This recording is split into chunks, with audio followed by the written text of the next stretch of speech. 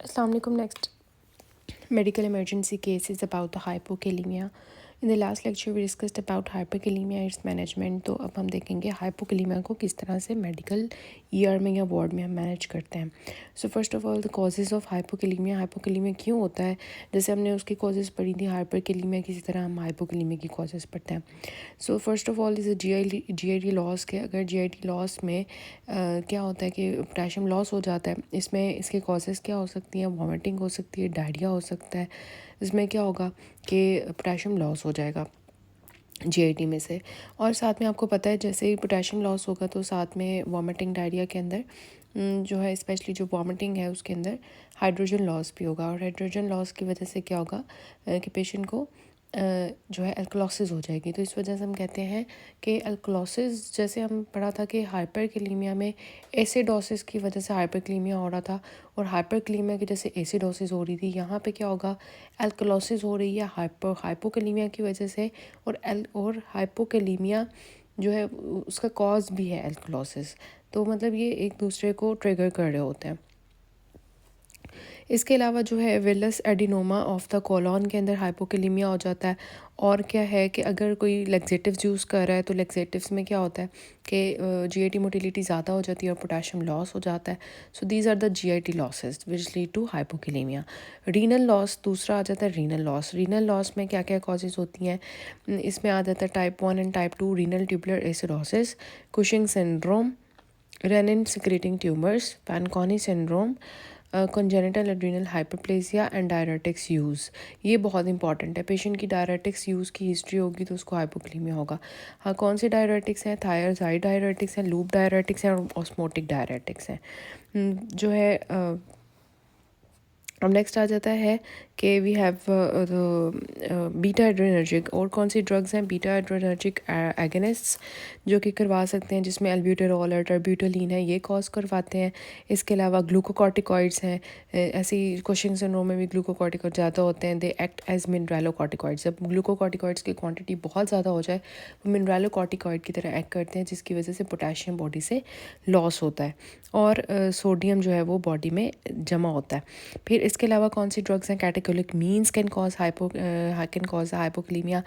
Antibiotics such as penicillin, aminoglycosides, clindamycin, they cause hypokalemia. Antifungal such as amphotericin B and azoles cause hypokalemia. Next theophylline causes hypokalemia. Liquorice, okay, which has aldosterone like action, it also cause hypokalemia. Next aldosterone का level अगर ज़्यादा हो जाए, कॉर्टिकोसोल का level ज़्यादा हो जाए, या हाइपोमैग्नीसीमिया वेरी मच इंपॉर्टेंट. हम ये भी सीखेंगे कि हाइपोकलीमिया के अंदर पेशेंट के अंदर हमने मैग्नीशियम लेवल्स भी चेक करवाने होते हैं, बिकॉज मैग्नीशियम लेवल कम होगा तो हाइपोकलीमिया होगा. So these are all the causes. इसके अलावा तीसरी बात आ जाती है इंट्रासेलुलर शिफ्ट. मतलब जैसे हमने देखा था कि हाइपरकलीमिया के अंदर सेल से बाहर जो है किसी भी वजह से पोटेशियम आ रहा था तो दैट वाज कॉजिंग द हाइपरकलीमिया. यहाँ पे क्या है कि वो सेल्स के अंदर चला गया पोटेशियम. उसकी कॉजेज़ क्या है. एल्कोलोसिस, इंसुलिन की इनटेक अगर बहुत ज़्यादा है, और क्या है हाइपोऑस्मोलैरिटी में क्या होता है कि वाटर जो है वो रिटेंशन होती है, तो ऑस्मोलैरिटी कम हो जाती है तो पोटेशियम भी कम हो जाता है ओवर हाइड्रेशन में. ओके, सो ओवर हाइड्रेशन की जो भी स्टेट्स होंगी दे विल कॉज हाइपोकेलीमिया.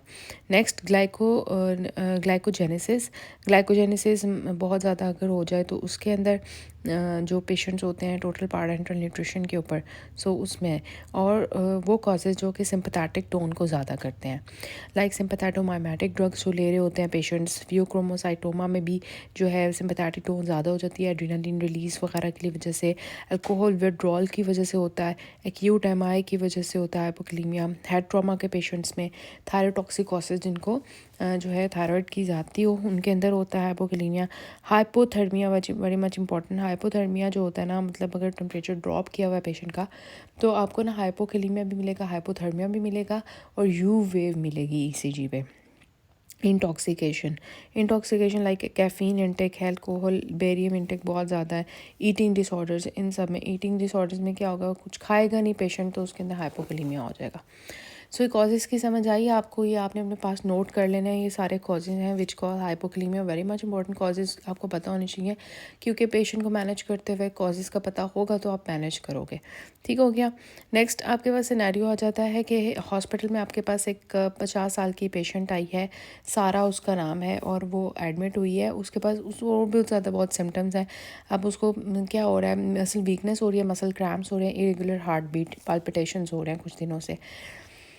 तो वो कहती है कि अब हम उनसे पूछते हैं कि आपने ड्रग हिस्ट्री तो नहीं है, लाइक सारी हिस्ट्री हमने ली, हमें पता चला कि वो डायरेटिक्स यूज़ कर रही थी अपना ब्लड प्रेशर मैनेज करने के लिए। So she was probably using the high जो diuretics like thiazide loop diuretics और osmotic diuretics that was causing hypokalemia and which was leading to this muscle weakness, muscle cramps, irregular heart beat and palpitations.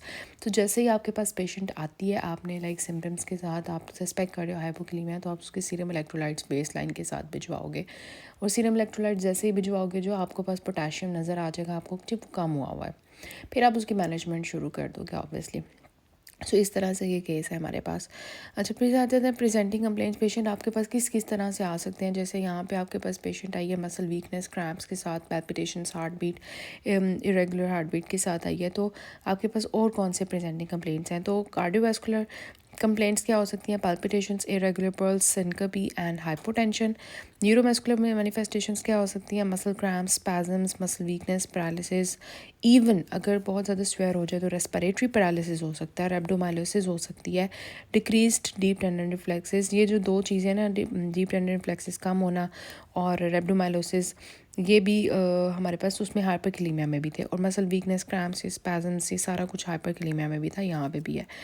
और GIT manifestations क्या हैं कि patient को nausea, vomiting हो सकता है, constipation में पेशेंट जा सकता है। ये बहुत इंपॉर्टेंट होता है, आपको पता होगा कि जो पोटेशियम का लॉस हो जाता है तो जीआईटी मोटिलिटी कम हो जाती है, पैरालिसिस कम हो जाती है, पेशेंट कॉन्स्टिपेशन में चल जाता है, उसके एब्डोमिनल डिस्टेंशन हो जाती है।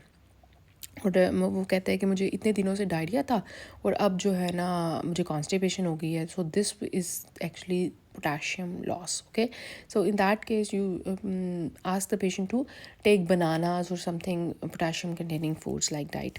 Okay, so और क्या हो सकता है जीएनटी मैनिफेस्टेशन में, डायरिया, वॉमिटिंग हो गया, नोज़िया वॉमिटिंग हो गया, फटीग, डिहाइड्रेशन पे पेशेंट जा सकता है। सो ऑब्वियसली इस पेशेंट को आप जो है वो आईवी फ्लूइड्स के साथ भी ट्रीट करोगे, और ये सारा कुछ। अदर मैनिफेस्टेशन जो बहुत कम होती हैं उसमें हाइपरग्लाइसीमिया है कि पेशेंट को ग्लूकोज का लेवल ज़्यादा हो जाएगा। ये बहुत इंपॉर्टेंट है हाइपरग्लाइसीमिया।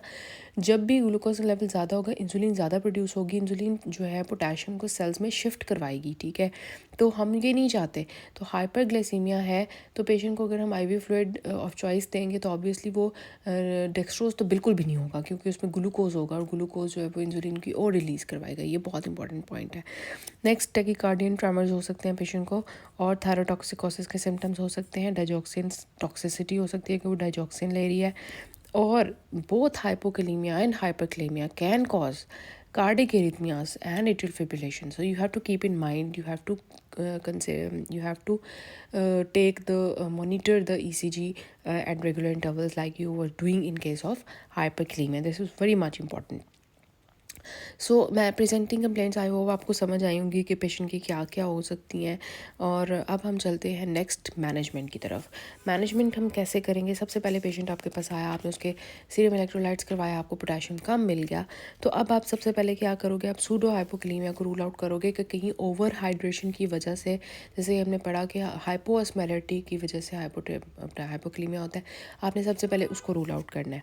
फिर आपने पेशेंट से पूछना है पोटेशियम इनटेक आपका ठीक है, अगर तो ठीक है तो जो है आप उसकी मतलब ठीक है तो फिर कोई मसला नहीं है। अगर नहीं पोटेशियम इंटेक उसका ठीक, तो आप उसको कहेंगे कि पोटेशियम लो। ठीक है, और अगर फिर भी नहीं ठीक हो रहा तो फिर आप लाइक पोटेशियम किस तरह से ठीक होगा, वो बनाना ले ले, ड्राई फ्रूट्स ले ले, और टैब नियो के होती है वो, हम नियो के, ठीक है, टैब नियो के जो है वो उसको ऐड कर देंगे या सिरप ऐड कर देंगे पोटेशियम का। इसमें माइल्ड केसेस में ना हम यही देते होते हैं। ठीक है, मैं आपको बता देती हूँ, सिरप पोटेशियम क्लोराइड के लाइट के नाम से आता है। ठीक है, सिरप पोटेशियम क्लोराइड आ सकता है, के लाइट, ठीक है, LYTE, इसके नाम से सिरप आता है। पर ओरल लेना होता है 2 चम्मच सुबह शाम या सुबह दोपहर शाम इन हाफ कप वाटर। इस तरह से इसको सिरप को लेना होता है। या सिरप अगर नहीं लेना तो टैबलेट है, टैबलेट पोटेशियम क्लोराइड की आती है 500 mg की, नियो के नाम से, NEW एंड के।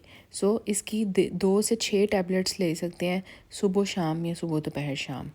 ये इसका जो है ट्रीटमेंट होता है माइल्ड केसेस का। फिर हम पेशेंट को कहते हैं माइल्ड केसेस कब होते हैं कि नॉर्मल पोटेशियम होता है ना 3.5 से 3.6 टू 5.2 के दरमियान में मिली इक्विवेलेंट्स पर लीटर, 3.6 से 5.2।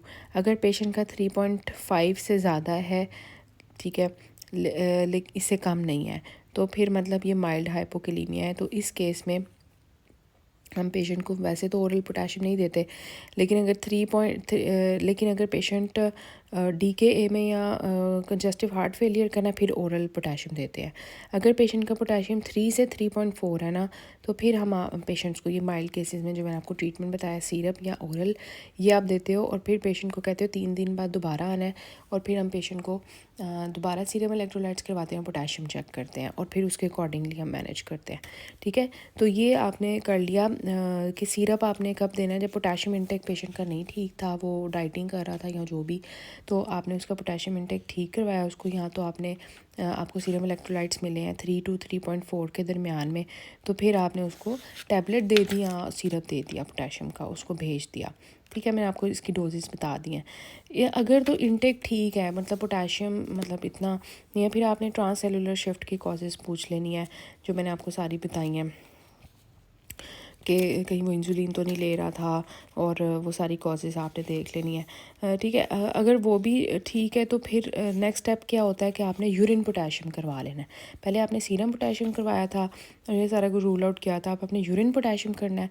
अगर यूरिन पोटेशियम जो है वो 15 से कम है, तो इसका मतलब वो एक्स्ट्रा रीनल कॉज है जिसकी वजह से हाइपोक्लेमिया हो रहा है। एक्स्ट्रा रीनल कॉज मतलब GIT प्रॉब्लम जो हमने देखी थी, डायरिया, वॉमिटिंग, लैक्सेटिव्स यूज़। अगर यूरिन पोटेशियम जो है वो 15 से ज़्यादा आ रहा है, मतलब वो पोटेशियम यूरिन में बहुत ज़्यादा आ रहा है, इसका मतलब कोई रीनल कॉज है जिसकी वजह से हाइपोक्लेमिया हो रहा है। तो रीनल कॉज में फिर आपने उसका BP देख लेना है। अगर BP हाई है तो एंडोक्राइन कॉज आप सजेस्ट करोगे कि कहीं उसको फियोक्रोमोसाइटोमा तो नहीं है, कुशिंग सिंड्रोम वगैरह तो नहीं है।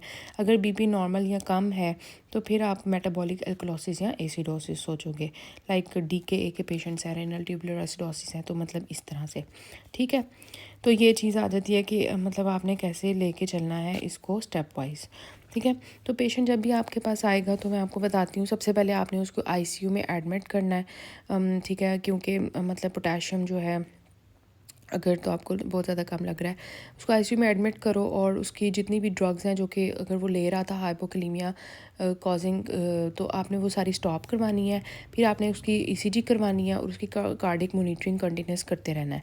फिर आपने साथ ही उसकी जो है, ऑब्वियसली मैंने आपको बताया कि dehydration can trigger the hypokalemia, so you have to give the IV fluids to correct the electrolyte abnormalities. मैंने आपको बताया था शुरू में आप नॉर्मल सलाइन देते हो और बाद में रिंगर लैक्टेट देते हो, ताकि सीरम इलेक्ट्रोलाइट्स जो है वो ठीक हो सके। उसके बाद जो है आप पोटेशियम रिप्लेसमेंट करते हो, आपने ऑब्वियसली इसमें पोटेशियम देना है उसको। तो पोटेशियम का जो इंजेक्शन आता है वो मैंने यहाँ पे इसकी पिक्चर ऐड की हुई है। Otsuka मेडिकल प्रोडक्ट्स के आता है ये हाइपोक्लेमिया का इंजेक्शन, पोटेशियम क्लोराइड का इंजेक्शन होता है। देखिए, इसका 25 ml आपको नज़र आ रहा है। 25 ml का एम्प्यूल होता है, इसके अंदर जो है 25 मिली इक्विवेलेंट्स जो है ना होता है। आपने ये 2 एम्प्यूल्स लेने होते हैं और इसको 1 लीटर नॉर्मल सलाइन के अंदर डाइल्यूट कर लेना होता है। ठीक हो गया, 1 लीटर नॉर्मल सलाइन के अंदर जब डाइल्यूट करेंगे तो ये 25 का है, तो 2 कितने हो जाएंगे एम्प्यूल्स, 50 ml। ठीक है, तो 50 ml इसका मतलब हमने डाइल्यूट किया है 1 लीटर नॉर्मल सलाइन में। वो 50 ml जो है मतलब ये कितना बन गया, 50 मिली इक्विवेलेंट्स पर लीटर हो गया, या हम कह सकते हैं 0.05 मिली इक्विवेलेंट्स पर ml। तो इसको मतलब ये जो हमारा इंजेक्शन तैयार हुआ है, इसको हमने किस रेट पे चलाना होता है, 10 मिली इक्विवेलेंट्स पर आवर के लिहाज से। ठीक है, मतलब ये हमारा जो है, मैंने आपको बताया कि 25 ml का जो है वो हमारे पास आ रहा था ना। ठीक है, 25 जो है 25 का आ रहा था, तो हमने इसके 2 एम्प्यूल्स लेने हैं, तो ये 50 हो जाएंगे। इनको हमने 1 लीटर नॉर्मल सलाइन के अंदर जो है वो ऐड किया। ठीक है, तो ये हमारे पास बन गया 1 लीटर नॉर्मल सलाइन में जब ऐड किया, तो ये जो है हमारे पास बन गया 50 मिली इक्विवेलेंट्स पर लीटर, ठीक है, या 0.05 मिली इक्विवेलेंट्स पर ml, ठीक है। और इसको हमने किस रेट से चलाना है, 10, ठीक है, 10 के रेट से हमने इसको चलाना है। और मतलब इस तरह से हमने इसको चलाया। और फिर हमारे पास आता है कि जो है अब हमने देखना है कि on the basis of potassium की कितनी अमाउंट है, ठीक है। मतलब अगर हमारे पास हम एक चार्ट बनाएं, अगर हमारा पोटेशियम जो है वो हमने कहा ना नॉर्मल पोटेशियम कितना होना चाहिए, 3.6 से हमारा जो है 3.6 से 5.2 के दरम्यान में होना चाहिए, ठीक है। तो अगर हमारा पोटेशियम 3.5 से ज़्यादा है, ठीक है, मतलब इतना हाइपोकैलेमिया नहीं है, 3.5 से ज़्यादा है, तो फिर हमने इसको कुछ भी पोटेशियम नहीं देना। सिर्फ हमने तब ओरल पोटेशियम क्लोराइड देना है जब वो DKA का पेशेंट है या कंजेस्टिव हार्ट फेलियर का है तब। अगर पेशेंट की जो पोटेशियम लेवल है वो 3 से 3.4 है तो फिर हमने उसको ओरल पोटेशियम क्लोराइड देना है, सिरप की फॉर्म में या टैबलेट की फॉर्म में। वो मैंने आपको बता दिया कि सिरप आपने केलाइट देना है 2 चम्मच सुबह शाम या सुबह दोपहर शाम in half cup water for 3 days. और यहाँ फिर आप टैबलेट दे सकते हैं पोटेशियम क्लोराइड की, टैबनियो के 500 mg की होती है, 2 से 6 टैबलेट्स देनी होती हैं सुबह शाम या सुबह दोपहर शाम। और ये 3 दिन बाद पेशेंट को कहना है दोबारा आओ और सीरम इलेक्ट्रोलाइट्स दोबारा करवाओ। ये इस तरह से आपने ट्रीट किया। फिर एक पेशेंट आता है जिसका पोटेशियम लेवल जो है वो 2.5 से 2.9 है, तो फिर हम उस केस में क्या करेंगे, इस केस में हम उसको पेरिफेरल लाइन से IV पोटेशियम क्लोराइड देंगे। और उसका मैंने आपको बता दिया आपने इंजेक्शन कैसे प्रिपेयर करना है। उसको आपने 10 मिली इक्विवेलेंट्स पर आवर के लिहाज से चला देना है, उसी को मतलब वो बनते हैं 50 ड्रॉप्स पर मिनट, ठीक है। 50 ड्रॉप्स पर मिनट जो है वो आपके पास जाएंगे पेरिफेरल लाइन से, ठीक है। और अगर पेशेंट का जो है वो 2.5 से भी कम है, मतलब पोटेशियम जो है वो 2.5 से भी कम है, तो फिर आप उसको सेंट्रल लाइन से, मतलब उसमें आप पेरिफेरल लाइन से दे रहे थे, ठीक है, पेरिफेरल लाइन से दे रहे थे, तो इधर आपने जो है वो सेंट्रल लाइन से, ठीक है। यहाँ पे हमने ओरल दिए, यहाँ पे ज़रूरत ही नहीं है, ठीक है। तो अगर 2.5 से कम है तो सेंट्रल लाइन से दोगे। और यहाँ पे पेरिफेरल लाइन से हम 10 मिली इक्विवेलेंट पर आवर से दे रहे थे, सेंट्रल में हमने उसको 40 मिली इक्विवेलेंट पर आवर के लिहाज से देना है, ठीक है। ये टेबल आपने बना लेना है अपने पास। अच्छा, अब उसको आप अगर सेंट्रल लाइन नहीं मेंटेन हो रही तो फिर आप उसको 2 पेरिफेरल लाइंस लगा सकते हो, एक बाजू में और फिर दूसरे बाजू में, ठीक है। तो मतलब इस तरह से दोनों बाजुओं में आपने एक एक लगा दी और दोनों में आपने 10 एक तरफ से दे दी और 10 दूसरी तरफ से दे दी, ठीक हो गया। इस तरह से you have to manage this case of potassium. अब हाइपोकैलेमिया में आपको ECG चेंजेस क्या मिलती हैं, ठीक है। ECG चेंजेस ऑफ हाइपोकैलेमिया क्या है, ECG चेंजेस में हमारे पास क्या होता है, क्या क्या होता है। ECG चेंजेस में आपको ST डिप्रेशन मिल सकती है, ठीक है। और क्या T वेव इन्वर्जन मिल सकती है, या T वेव आपको फ्लैट मिल सकती है। इसके अलावा QRS आपको वाइडनिंग मिल सकती है और U वेव मिल सकती है। U वेव में आपने हाइपोथर्मिया भी होता है तो उसको भी आपने मैनेज करना होता है। ये आपकी ECG चेंजेस हैं। और इसके अलावा अगर मैं आपको बताऊं कि मतलब एक पेशेंट है, ठीक है, उसकी डेफिसिट फार्मूला हम कैसे कैलकुलेट करेंगे पोटेशियम देने के लिए, ठीक है। तो डेफिसिट फार्मूला के लिए वी हैव 0.4 डेफिसिट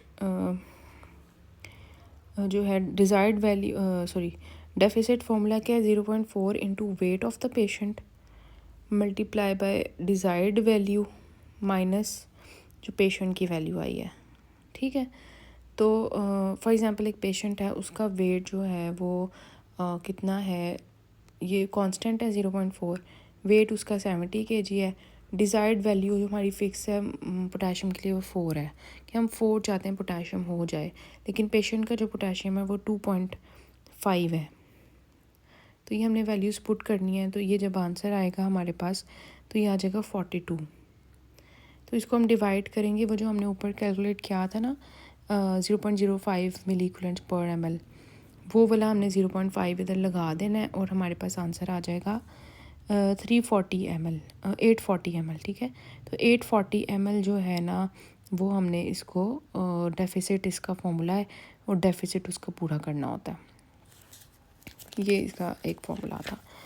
फिर लास्टली जो हमने डिस्कस करना है वो है कि how to correct the hypomagnesemia. मतलब मैंने आपको बताया कि पेशेंट जब हाइपोक्लीमिया क्या आता है उसको हाइपोमैग्नीसीमिया भी हुआ होता है साथ में, तो हमने उसको कैसे करेक्ट करना है, ठीक है। तो अगर तो उसका जो है, अब जो मैग्नीशियम का इंजेक्शन आता है ना वो इंजेक्शन आता है 10 ml का, जो कि इक्वल होता है 10 ml का 5 ग्राम्स के इक्वल होता है, ठीक है। 10 ml का 5 ग्राम्स के इक्वल होता है। तो अगर पेशेंट की जो है मैग्नीशियम लेवल वो 1.5 से 1.9 है तो हम इसको माइल्ड समझेंगे और इसमें हम क्या देंगे उसको 2 ग्राम्स जो कि 4 cc बनता है, ठीक है, डाइल्यूटेड इन 10 cc IV, ठीक है। उसको 10 cc में डाइल्यूट करेंगे और उसको IV देंगे 1 to 2 आवर्स में, ठीक है। लेकिन अगर हम इंट्रामस्कुलर देना चाहते हैं तो हम 2 cc देंगे 1 ग्राम, ठीक है। मतलब देखें 1 ग्राम जो है वो 2 cc के इक्वल है, 2 ग्राम जो है वो 4 cc के इक्वल है, ठीक है। 4 ग्राम्स 8 cc के इक्वल है और 8 ग्राम जो है वो 16 cc के इक्वल है, ठीक है। ये मतलब डबल होता जाता है। तो मतलब इसको हम इंट्रामस्कुलर अगर देना चाहते हैं तो हम किस तरह देंगे, 2 cc या 1 ग्राम इंट्रामस्कुलर एवरी 6 आवर्स इंट्राग्लूटियल ऑल्टरनेट, मतलब एक दफ़ा एक ग्लूटियल और दूसरी दफ़ा मतलब एवरी 6 आवर ना, तो हर 6 घंटे एक साइड पे और दूसरी साइड पे, ठीक है। अगर हमारे पास मॉडरेट केस है, ठीक है, मॉडरेट मतलब we have magnesium between 1.1 to 1.5 milligram per deciliter, तो उसमें हम क्या देंगे, उसमें 4 ग्राम देंगे, ठीक है, 4 ग्राम देंगे जो कि 8 cc है। उसी तरह डाइल्यूट करेंगे 20 cc नॉर्मल सलाइन में, उसमें हमने 10 cc में किया था, इसमें 20 cc में करके इसको 2 to 12 आवर्स में देंगे, ठीक है, 2 to 12 आवर्स में देंगे। और अगर हमारा जो मैग्नीशियम है, ठीक है, अगर हमारा जो मैग्नीशियम है वो है जो है 1 से भी कम है, मतलब बहुत सीवियर है, तो उस केस में हम 8 ग्राम्स देंगे जो कि 16 cc के इक्वल है, ठीक है। और इसको 40 cc नॉर्मल सलाइन में डाइल्यूट करेंगे और 24 घंटे के अंदर तकरीबन इसको पूरा करके देंगे, ठीक है। तो देखें बिल्कुल डबल हो रहा है, कोई मुश्किल बात नहीं है। ऊपर 2 ग्राम था, नीचे 4 ग्राम 8 ग्राम, 2 ग्राम 4 cc है और 4 ग्राम 8 cc है और 8 ग्राम जो है 16 cc है, मतलब डबल कर लो उसको, ठीक है। डाइल्यूट उसमें ऊपर वाले में हमने 10 cc में किया, इसमें 20 cc में, इसमें 40 cc में।